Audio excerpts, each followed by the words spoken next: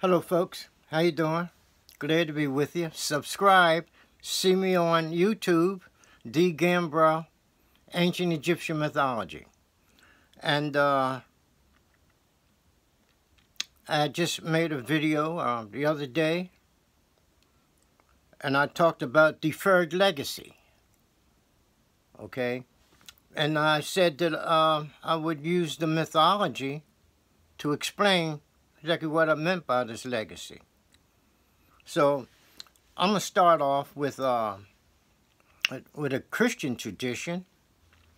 I'm going to start off with Jesus and end up with the Christ as an explanation. Then I'll go to the indigenous people of Australia who practice these rituals in real time. They do it now. They still, you know, and there's some tribes in Africa where the same thing is still done. Okay, we're going to start off with the Christian tradition where Jesus was born at the winter solstice. Okay, and he remained there until he was about 12 years old. And then he left home. He said he was going to do the work for the Father. Okay? In other words, what he's doing, he's going to acquire his legacy. Because his legacy has been deferred, put on hold, until he acquires it, until he does the work, like he say, of the Father, and therein he will acquire his legacy, his crown of triumph. So now, so he leaves at 12 years of age, okay? And he has to, he's leaving now at the winter solstice in the sign of Capricorn, okay? He's got 3 signs to travel through to get to the spring equinox, okay? So he has to go through Aquarius, Pisces, and Aries, a part of Aries. So he sets out on his journey, okay? But you know, as they say, that Jesus was missing for 18 years. After the age of 12, he was missing for 18 years. We got to account for that, okay? So he's got to travel through 3 signs, okay? And Jesus is associated with breath and the spirit. These two, breath and spirit, okay, are represented by the number 6. Okay? So as Jesus, we say, cleaves his way through these 3 signs, I say cleave because he's traveling through the underworld. Yeah, Jesus is in the underworld. Yeah.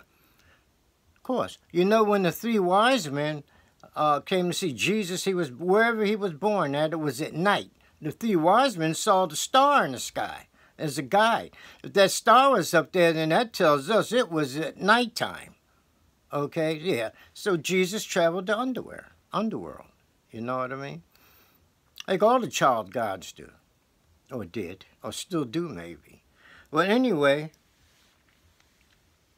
so the 3 times 6, the 3 signs, plus the number 6, which is spirit and breath, okay, gives us 18 years. Okay? So he left when he was 12, and we put that 18 to the 12, we get 30. So when Jesus reaches the equinox, he's 30 years old. This is the place of resurrection, or Easter. It's a time of resurrection. So here, when the Christ resurrects at age 30, he receives his legacy. He's got it all. He has triumphed. wealth, prosperity, happiness, full of knowledge and wisdom. That's the key. The knowledge and the wisdom and the spirituality. That's the true wealth, according to Scripture, not the dollar bills. It's, it's wisdom, okay? So this is how, the mythology of the Christ tells us that how Jesus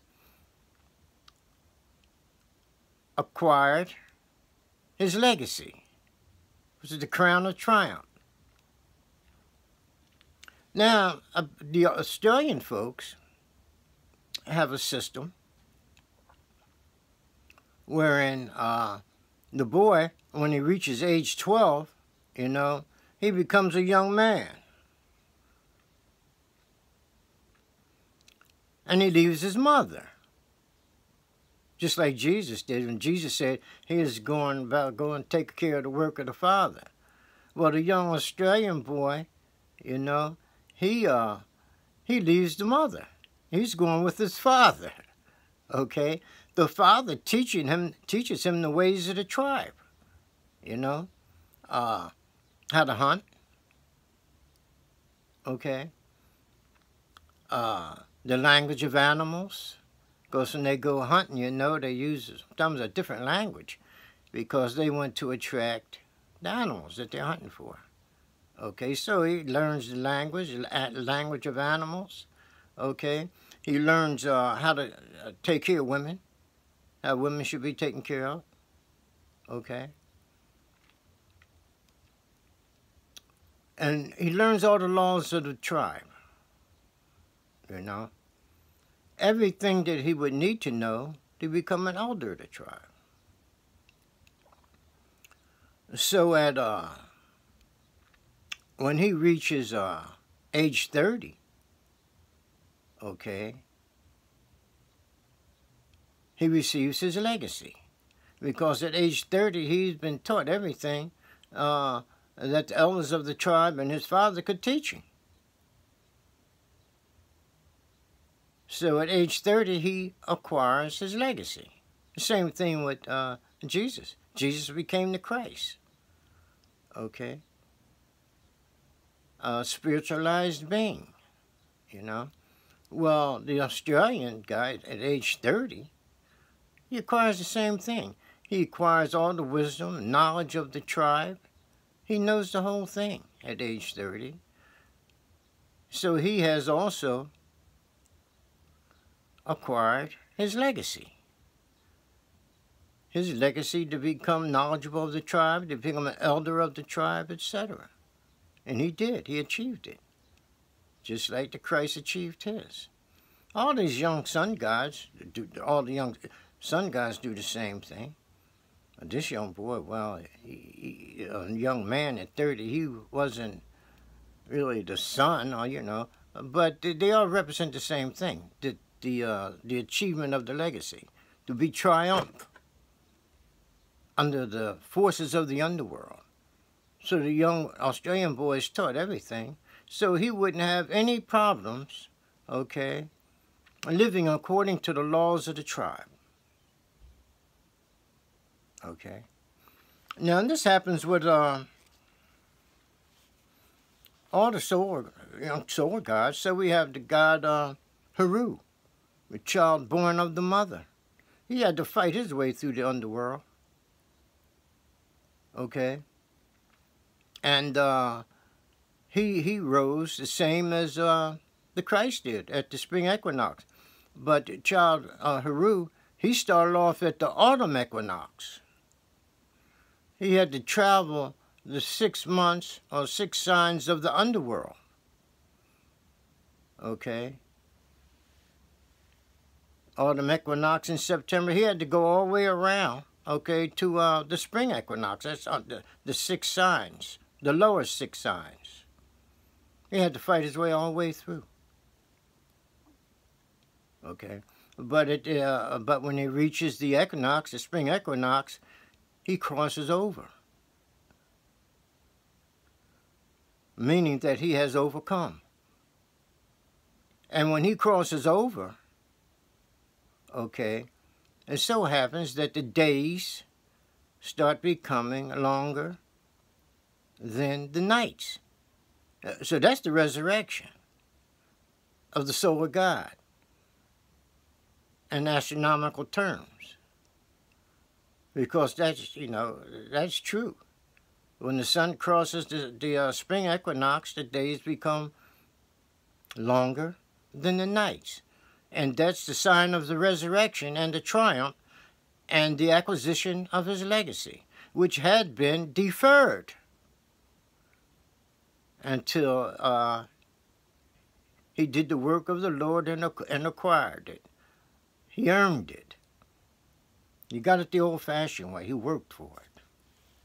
Okay, so, folks, thank you very much, and subscribe, and I'll be back with you soon. All right, have a good one. Bye-bye.